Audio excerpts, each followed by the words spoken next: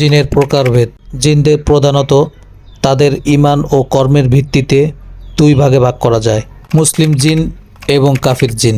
মুসলিমদের মধ্যে ঈমানদার ও সৎকর্মশীল জিন রয়েছে। তারা আল্লাহকে বিশ্বাস করেন এবং রাসূলের প্রতি ঈমান এনেছেন। তারা মানুষের উপকার করতেও সক্ষম।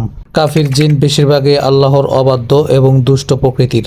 তারা আল্লাহর অবাধ্য এবং শয়তানের অনুসারী এবং সাধারণ মানুষের ক্ষতি করার চেষ্টা করে। এর বাইরেও ক্ষমতা ও স্বভাবের ভিত্তিতে আরও কয়েকটি নাম প্রচলন রয়েছে: শয়তান, ইবলিস ও তার বংশধর। এটি মূলত জিন জাতির সেই সদস্য যারা আল্লাহর আদেশকে অমান্য করে এবং মানুষকে পাপাচারে প্রলুব্ধ করে। ইবলিস ছিল মূলত জিন জাতির অন্তর্ভুক্ত। ইফরিত জিন। জিনদের মধ্যে তারা অত্যন্ত শক্তিশালী এবং দুষ্ট প্রকৃতির। তাদেরকে ইফরিত বলা হয়। তারা দ্রুততার সাথে কাজ সম্পন্ন করার ক্ষমতা রাখে।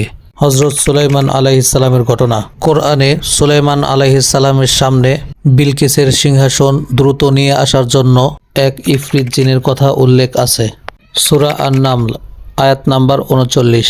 কারিন জিন। এটি হলো প্রত্যেক মানুষের সাথে নিযুক্ত শয়তান জিন। তারা মানুষকে খারাপ কাজে উৎসাহিত করে।